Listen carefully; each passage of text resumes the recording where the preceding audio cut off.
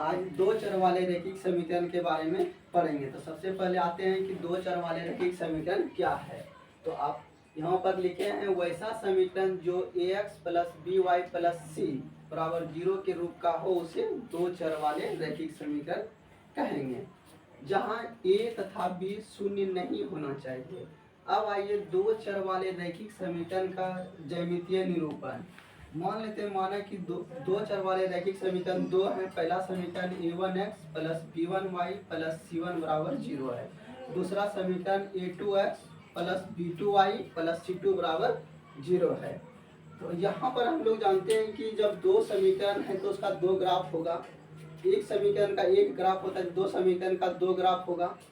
अगर यदि ग्राफ एक दूसरे को काटेगा यानी प्रतिच्छेद करेगा तो उसका समीकरण का वो द्वितीय होगा। अगर यदि समीकरण का ग्राफ एक दूसरे के समांतर होंगे तो कोई हल नहीं होंगे।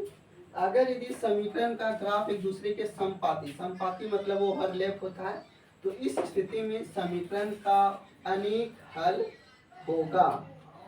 फिर से एक बार समझ लेंगे। अगर यदि समीकरण का ग्राफ एक दूसरे को प्रतिच्छेद करे तो इस स्थिति में समीकरण का वो द्वितीय हल होगा।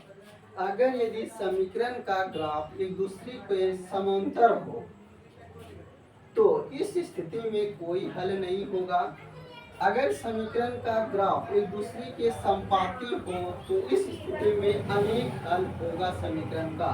अब आते हैं रैखिक समीकरण के युग्म की संगति। अगर यदि समीकरण का हल होगा तो उस स्थिति में रैखिक समीकरण के युग्म की संगति यानी संगत युग्म होगा। अगर यदि समीकरण का कोई हल नहीं होगा तो इस स्थिति में वो संगत युग्म होगा। अब आइए रैखिक समीकरण के ग्राफ का व्यवहार। अब ग्राफ का व्यवहार मतलब उसकी प्रकृति। अब अगर यदि ग्राफ एक दूसरे को प्रतिच्छेद करेंगे तो इसे समीकरण का अविरोधी युग्म कहेंगे। अगर यदि ग्राफ एक दूसरे के समांतर है तो समीकरण का युग्म वो संगत होगा। अगर यदि समीकरण का ग्राफ समपाती है तो इस स्थिति में समीकरण का युग्म आश्रित या संगत होगा। अब आइए दो चर वाले रैखिक समीकरण के गुणांकों के बीच क्या संबंध है।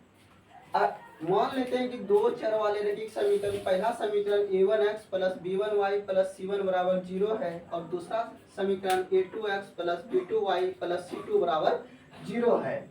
अगर यदि a1 बटे a2 बराबर नहीं होगा b1 बटे b2 के तो इस स्थिति में समीकरण का हल वो द्वितीय होगा और ग्राफ कैसा होगा, एक दूसरे को प्रतिच्छेद करेगा।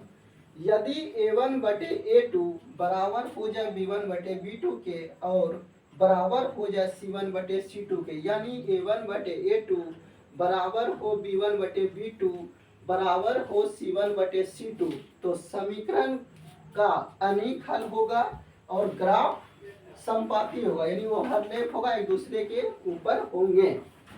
यदि a1 बटे a2 बराबर हो जाए b1 बटे b2 के और बराबर नहीं हो c1 बटे c2 के तो समीकरण का इस स्थिति में कोई हल नहीं होगा और समीकरण का ग्राफ एक दूसरे के समांतर होगा। आगे के क्लास में हम लोग समीकरण को हल करने का कितने नियम है उसके बारे में पढ़ेंगे।